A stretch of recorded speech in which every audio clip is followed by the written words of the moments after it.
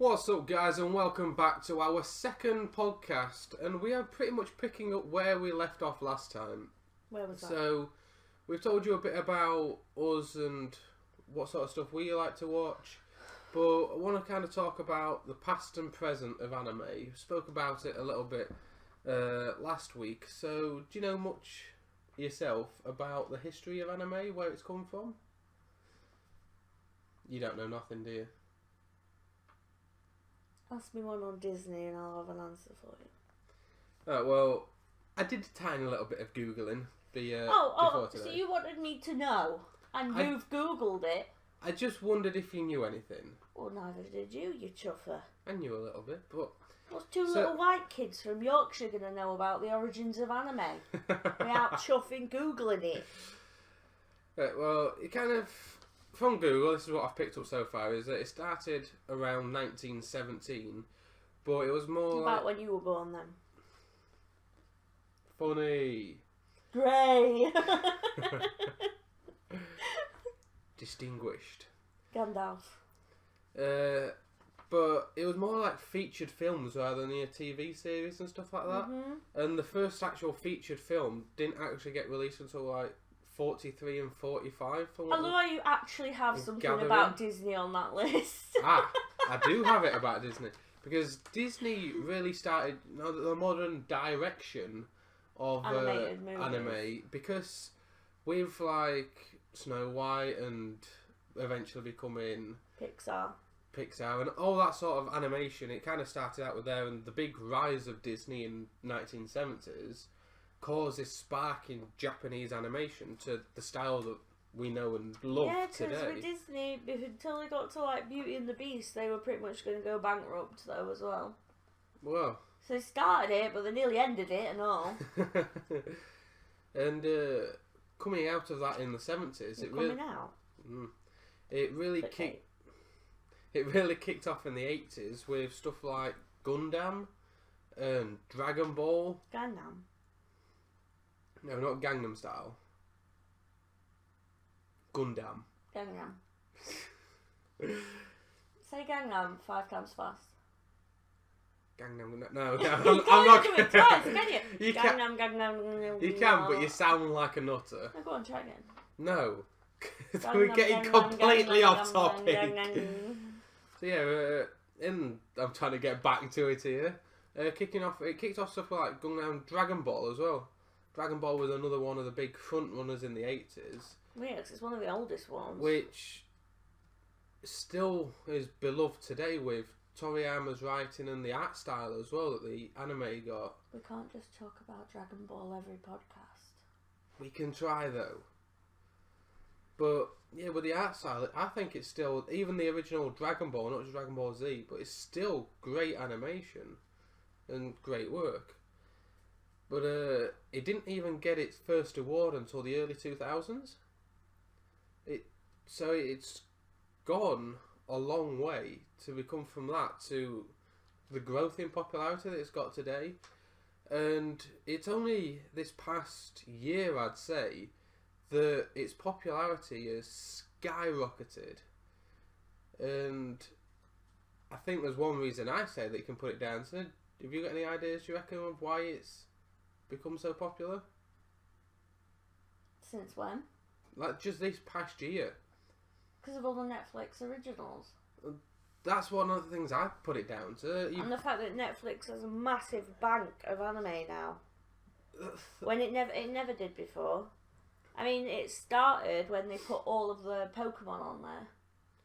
And it's gone from there. Well, yeah, you're going even further back than what I was going to say.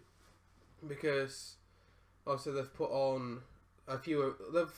In the UK, they've not had much anime base. I think in America, they used to have stuff like Bleach and stuff like that on. But then, before the big, massive rise that we've had recently, they removed it all. But like you said, then they put Pokemon back on, which did stupidly well.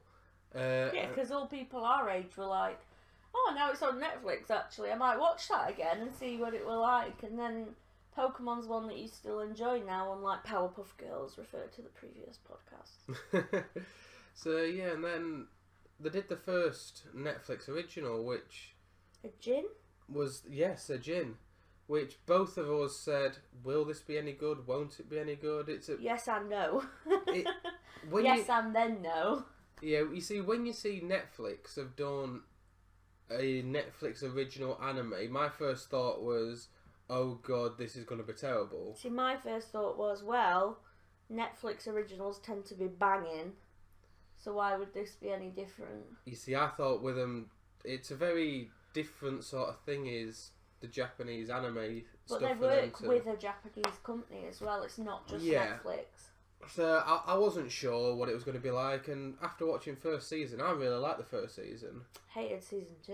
We didn't even finish it. Yeah, season 2 came out, and like you say, we never finished it, and I couldn't tell you why. No, I couldn't tell you why. It just kind of fizzled out. I think it felt different. Yeah. It felt like a completely different series, and it didn't feel as good. Well, I haven't finished season 2 of Tokyo Ghoul yet, because I've had a similar experience with a gin. For some reason, I just stopped watching season 2, and I don't know why. There wasn't... I think it's because there's not anything that makes you want to keep going back. It's like, right, not an anime, but Supernatural. Yeah. After every episode, pretty much, you need to watch another episode.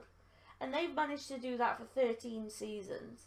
Why couldn't a Jin or Tokyo Ghoul keep it up for 2?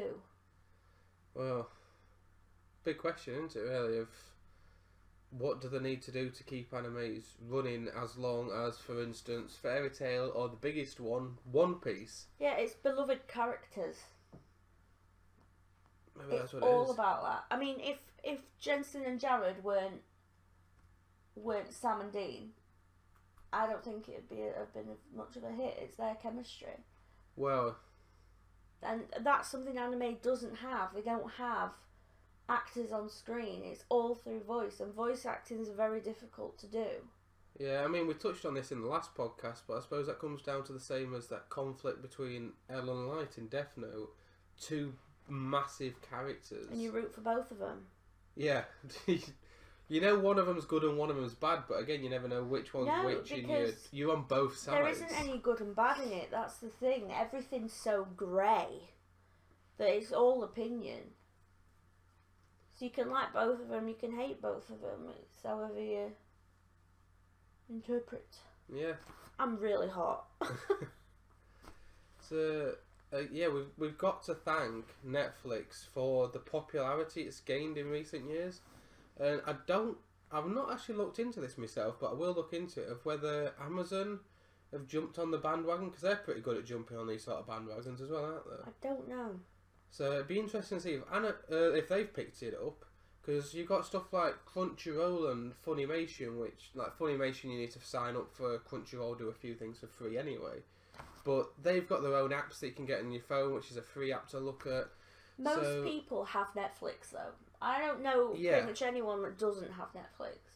And so why would you need Crunchyroll if you've got Netflix? Because their bank is getting so good now. Well, that's what I've got noted down here. As it stands, we have now got massive names like Bleach, Attack on Titan, One Punch Man. Full Metal Alchemist. Massive, massive names, which has got 63 anime on Netflix.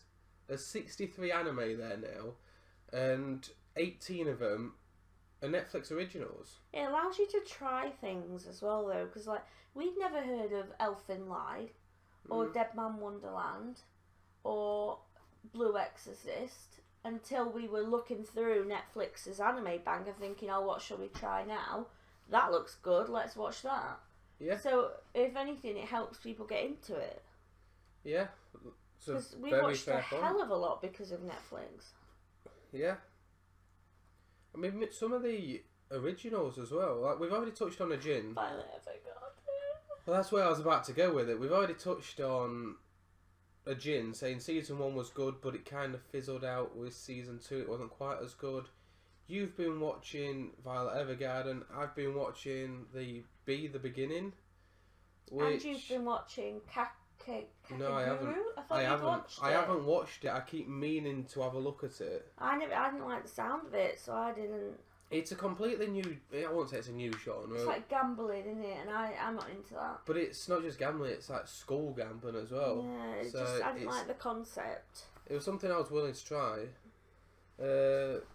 but yeah, I mean, there's just so much to look at, and with the originals, it's also a cracking TV show. What? The Originals. Yeah, it's listed in the Netflix anime, but I don't know whether I class it as an anime. That House of Cubes that we watched. Well, it's an animated short. It is a short, so I don't know whether I class it as an anime or not. But it was good. It's one of the ones where not a single word is spoken. Don't need to. But it gives one of the strongest messages I could have seen in an anime. Really. It made me cry. Like, they didn't even speak, and it made me cry. It's so beautiful and it's so moving, and there's such a lovely message. Everyone needs to watch it. It's only like, how long was it? About 24 minutes. If that, yeah. And it was fantastic, and I didn't even want to watch it when you showed me. I was like, because it hadn't won like an art award. Yeah, something like that. So I was like, oh, it's going to be some arty-farty fancy thing where you can't understand what's going on, and it's just like art for the sake of art, but it wasn't. It took me a minute to get into it because, like, you're watching the beginning of it going, I'm not sure what's going on here, but once you realise what's going on, it was a really, really powerful message. It was actually quite a hard watch towards the end. Yeah, but if you've got half an hour free, guys, it's half an hour well spent to watch it. You should have a Netflix account by now. Everybody has one. And if you haven't, someone else has that you're on it, like us. Because we're smart like that. Hey, but yeah, head over to Netflix, check out House of Cubes. That's a fantastic short to watch. And if you aren't into anime and looking to get into it, that's maybe a quick short to give you a brief idea of what potential it has. It's not the same style, I don't think, though. No, it's a different style. It is a different style, but... The best place to start is Death Note. That's where I started. Yeah. Or if you want to really start young, go with Pokemon. I think Death Note's a better representation of anime, though. Oh, yeah, it is. Because a lot of the time, Pokemon, it kind of straddles between anime and cartoon. Yeah, definitely. Because I think it all depends on what market it's been plugged for and what channel it's been on as well. That there's that, like, distinction between them. Well, it's a tough one to call. Because anime in itself, the word anime basically just means animation. So it could be Disney is anime. Essentially, yeah, but it's a tough way to call it, isn't it? What do you class as a cartoon and what do you class as actual anime? Because if you look at what's come on Netflix recently, Aggretsuko, anime or cartoon? I'd say anime. But it's more cartoony though. But then you've got Big Mouth, which isn't listed on there as an anime, but it's very adulty. Right, so that's a cartoon though. But it's a cat, exactly. It's like you wouldn't class Rick and Morty as anime. And you wouldn't class Family Guy as anime. No. But it's for adults, you definitely wouldn't watch it as a kid. So here's a question for you guys.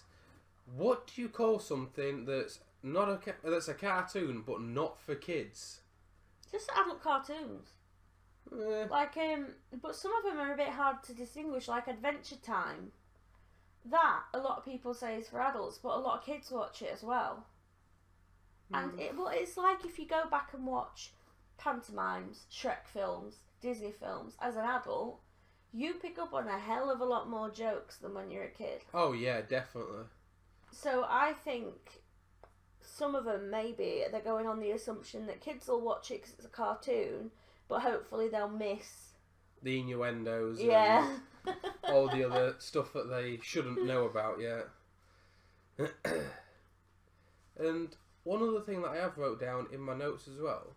Here in the UK, there used to be an anime TV channel, but it only ran on Sky between February 2007 to August 2008. it was so short-lived that it barely had a chance to even get started. And if they did it now, it'd have more of a shot. that's exactly it. There's nothing much to watch anime on these days here in the UK. Netflix has found that market and they've really gone for it. Yeah. And they're doing a good job. Yeah, even if it wasn't for the originals, even if they had no Netflix originals, there's still 63 anime out there, and when they're hitting big names like Attack on Titan, I mean, there is only season 1 up there, so they need to possibly be quicker getting stuff like season 2 up, because season 3 comes out later this year. There's a few things like that on Netflix, though, where you get the season a lot later. Because, going back, it's not anime, obviously, but the originals, the season is on telly long before it's on Netflix. Which is one thing that I find irritating. Yeah. And the other thing I find irritating, the only, massive cock-up Netflix has done was that friggin' Death Note movie. Live action movies. It was god-awful. Terrible. I mean, let me just get my notes up here. I mean, I've got a big list for it. I'm pretty sure it's... I've got it listed for the next couple of podcasts anyway. Yeah, there's a lot to say. Just touching on live action itself, so I'm not going to mention much about live action in general. I think that's going to be more your department, because the only live action I've seen is that. Yeah, well... I mean, I've watched, Japanese movies before, because I watched Remind that was on there. Oh, yeah. Which was actually really good. It's the first thing I've watched that's not in English, and it didn't matter. The whole thing, subtitled? Yeah, it's subbed, the whole thing. Really good watch. If you're into anime, it's the same kind of feel, but obviously it's live action. It's a really good watch. And I think that was Netflix as well. A Netflix original? Maybe, I'm not sure. It was definitely on Netflix. I don't know. But Netflix advertised the crap out of it. So that's the only reason I watched it. Because you know how Netflix, they have that big bar at the top and they'll play trailers. Yeah. It started playing and normally I'm like, oh, whatever. But I actually watched the trailer. Right. And then I was like, it's subbed, but maybe I could deal with that. And I could deal with that because it was worth dealing with. You do have to push through the first couple of episodes, though. Oh yeah, it's a series, not a film, isn't it? Yeah, because a couple of the characters are really irritating and really abrasive. In a way, that's the Japanese style, though, isn't it? It is. It's like the girls with the high-pitched, whiny, no voices. Yeah. But when you get past that, you actually start to see them as real people and not these little, wannabe hentai girls. So yeah, I mean, I've said it a lot now, but again, we've got to thank Netflix for the way the anime's going, and I really hope that the popularity of anime keeps growing at the rate that it is doing. Please, if anyone has seen Violet Evergarden, please comment and talk to me about it, because Rob didn't watch it. And I need to talk to people about it because it's so beautiful. It's one of those ones where I looked at the trailer and went, okay, this looks decent, but it also feels like it's really not my thing, and after a couple of episodes, I'll get bored of it. You know, like SAO. SAO was one of them ones where... It was good when it was actually Sword Art Online. The beginning of the elf thing was good until he rescued his missus, and then you're like, well, now what? I didn't finish SAO either. And Black Butler. I didn't get very far with SAO because... Didn't finish Black Butler either. SAO, I barely got past the first few episodes. Because... You keep saying SAO, so I'm going to keep saying because I'm trying to finish my damn sentence. I didn't get that very far with it because you look at it and go, oh, they get sucked into a video game world, this will be fantastic. It was a really good concept. It was an amazing concept, but then each episode, as you're watching it from the start, it feels like they just skipped a massive part of time, and like it felt like they mentioned stuff that had happened, but not actually gone through what had happened, and then they'd not explained stuff clearly, and there was just these big chunks of time missing. So it felt like there wasn't really getting into a story. Every episode was just a different episode. Same with Black Butler. There never seemed to be a common storyline. It was always just something different, and I stuck it out a lot longer than you did. I watched the first couple of episodes because, like, the first one where he throws that guy in the oven, I'm like, this is hilarious, and then he goes and kills a bunch of people with cutlery, and I'm like, yeah, this is awesome. But then Wears off quick. But then after 1 or 2 episodes, I'm like, there's no great storyline to this. It's like, now what? And then you stuck it out and got to the storyline part. I still got bored. Got bored of that. So the only thing I liked was the credits song, that Becca which song. they got rid of eventually. And yeah, I think that was the point. I stopped, you know. When Once Becca that went. changed, I was like, oh, you know what? There's nothing to keep going for now. That's something we need to talk about is anime music. Podcast number 5. Wait for number 5. I've already started typing up the notes for that one. Let's go, yes, dynamic, let's go, yes.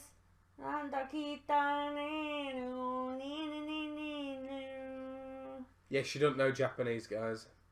No, you just say words that sound like the words, maybe.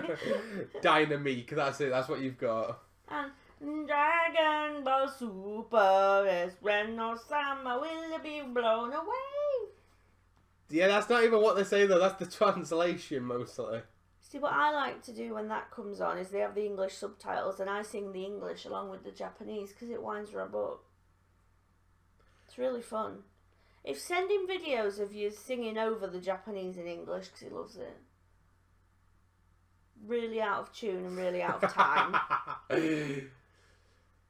And on that note, guys, I thank you for being here with us on our second podcast. We will see you next week where we want to talk about censorship, which will be an interesting one. We don't even censor ourselves. How can we talk about anything else? Anyone else censoring anything? That is true. Oh, I snorted. Not pretty. But until then, I will see you next time, guys. So bye for now. I'll see you next time too. We will see you next time. So bye.